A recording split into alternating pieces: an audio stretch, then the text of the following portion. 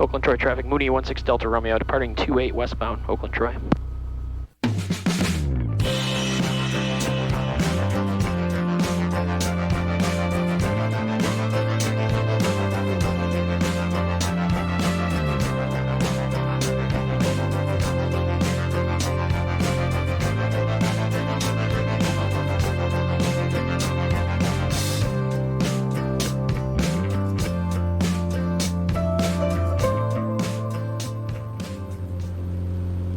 Power's full, engine instruments are good, airspeed's alive.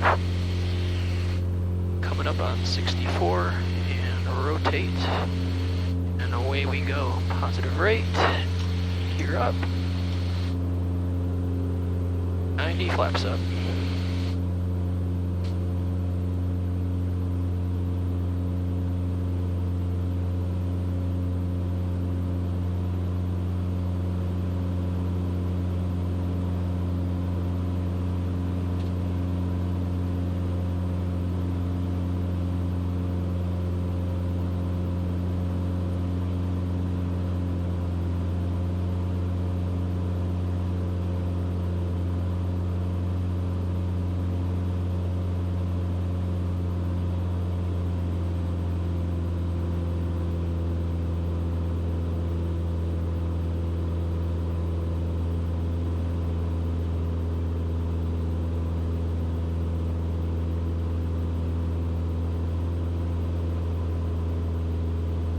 Oakland Troy traffic, clean air 41 Hotel Whiskey is 2 miles to the north entering midfield left crossing. Runway 28, Oakland Troy.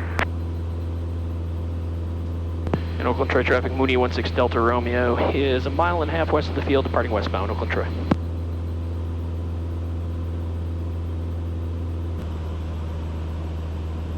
So once you get out kind of to the north and the northwest, there's this big chain of lakes up near Pontiac. It's kind of nice, actually.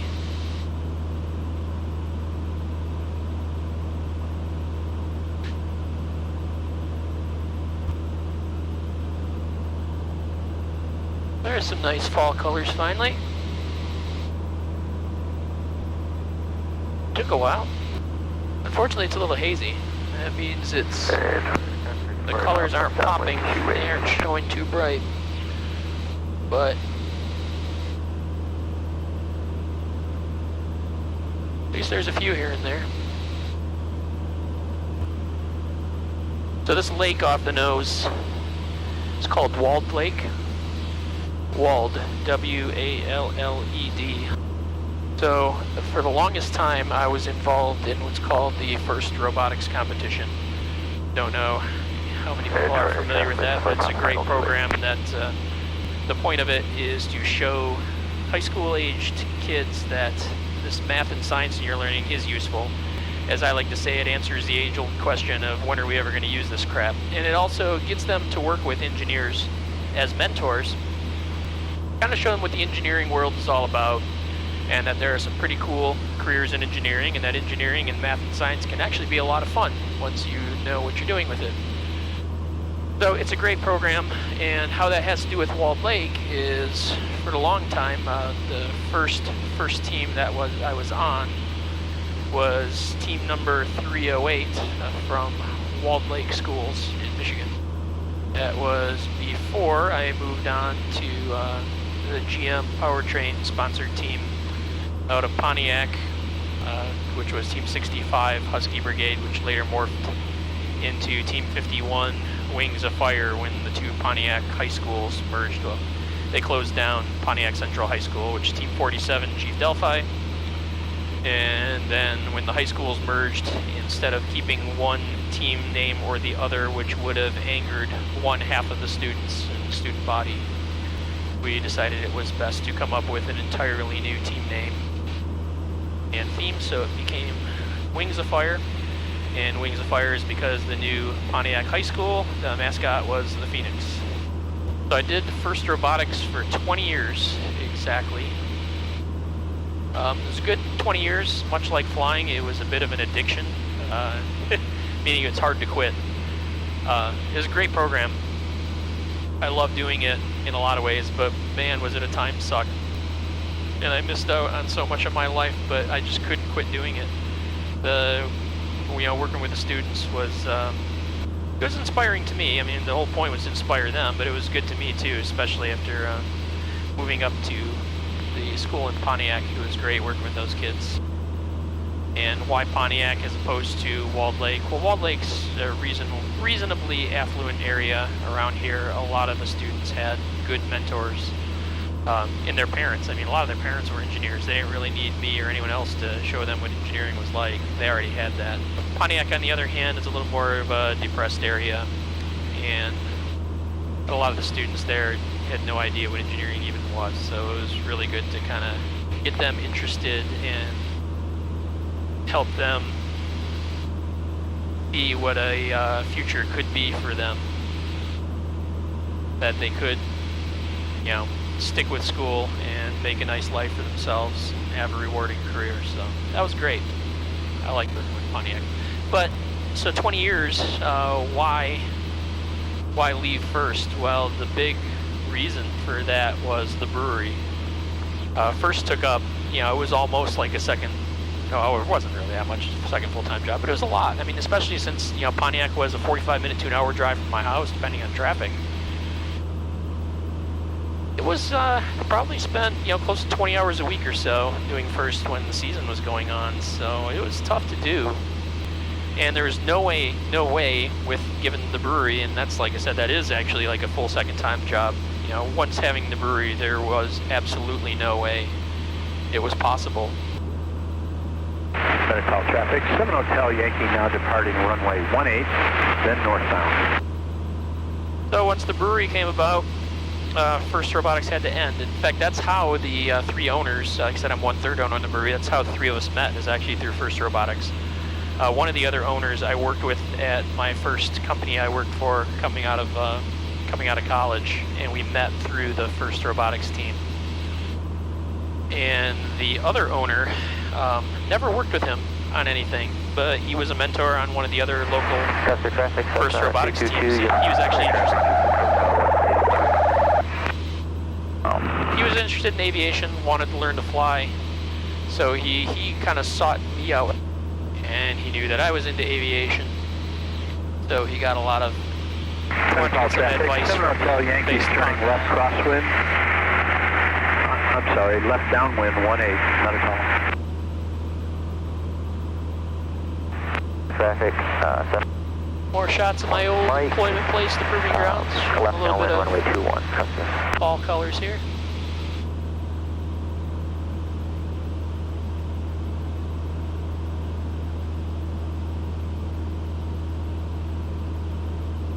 Manhattan traffic, Cessna 726 mile, cross midfield at 1,700. Visual with traffic on the downwind 18 Manhattan. So through aviation is how I met Dan, the other owner. Well, like I said, it was through First Robotics, Traffic, Cessna 222. and Dan did end up going on to get his pilot certificate. Also traffic 6419 and is turning left base 29 Owasso. County Bonanza 1855 Sierra downwind 13. I was going to go to Livingston County, but damn, that airport's busy. Livingston County Dragon, Cessna 27 November, turning left 45. Turning 45 and left downwind, runway 13, Livingston County traffic.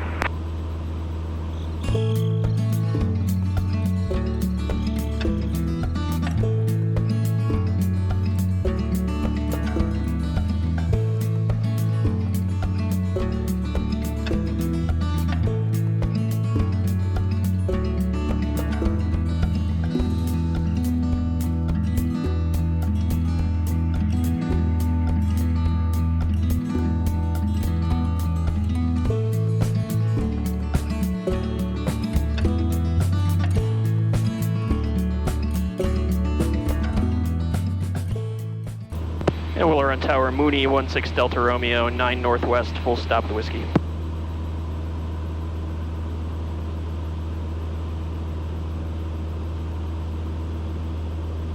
Lee 16 Delta Romeo, Willer on tower, entering right down runway 23. Traffic you're following is at your 11 o'clock in about 3 miles, a Cessna 2100. Looking for the Cessna 6 Delta Romeo, enter right down with 23. Mooney 1 Delta Romeo, long landing is approved. You can plan to turn off to the end on Bravo. All right, long landing, Mooney 16 Delta Romeo.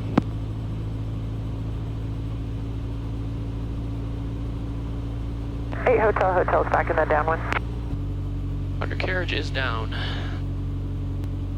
Per usual, landed long.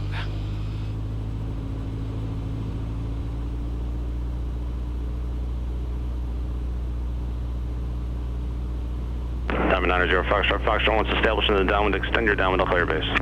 Once established, we'll extend it. Your call base, 9055. So that's the 2 uniform Mike for sequence, make a right 360 to enter the downwind.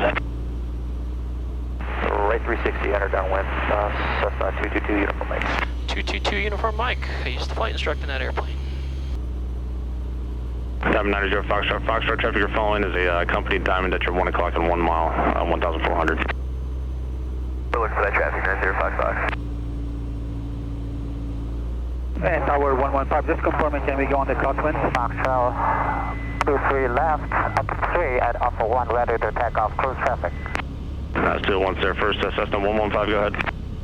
Yeah, just want to make sure we could go on the crosswind. Oh, that was greasy. Cessna 115, affirmative, you can make right traffic and turn crosswind now.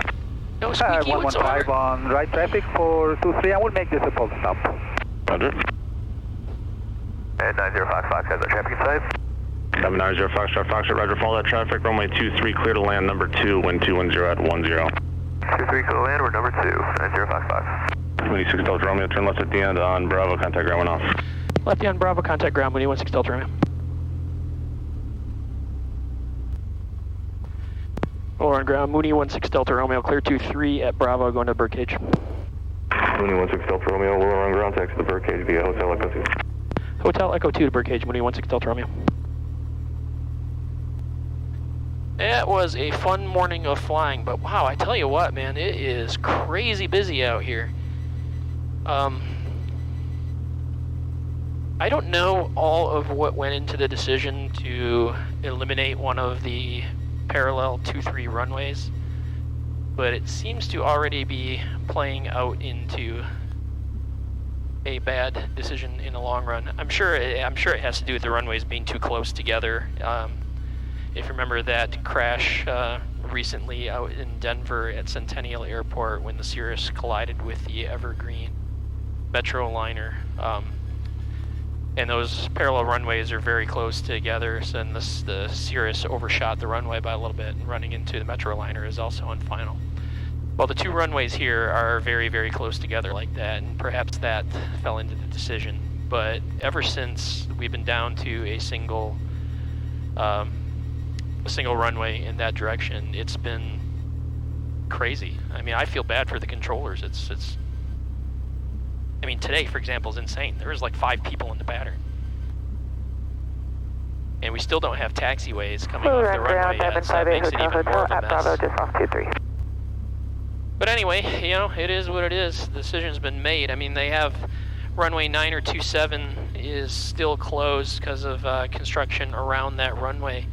But I don't see how that's going to solve any problems because the way the two, I mean, the two ends kind of cross, so you can't really be doing, I mean, I guess you could be doing pattern work on 927 and get departures out on 23 or vice versa, but you can't land both runways at the same time. It just doesn't work because they kind of cross each other. Well, their final paths cross each other. But anyway, air traffic at Willow Run is turning into a mess. I mean, it's getting to the point where if it stays ugly, I mean, consider moving airports, but who knows. All right, enough of a diatribe. That's it for this week. Got some stuff coming up. I think there's a possibility that I may be going to Asheville, North Carolina soon. That'll be a fun little trip for a silly reason. Well, not silly to me. But anyway, that'll be it. Hope to see you guys next time. Thanks for coming along.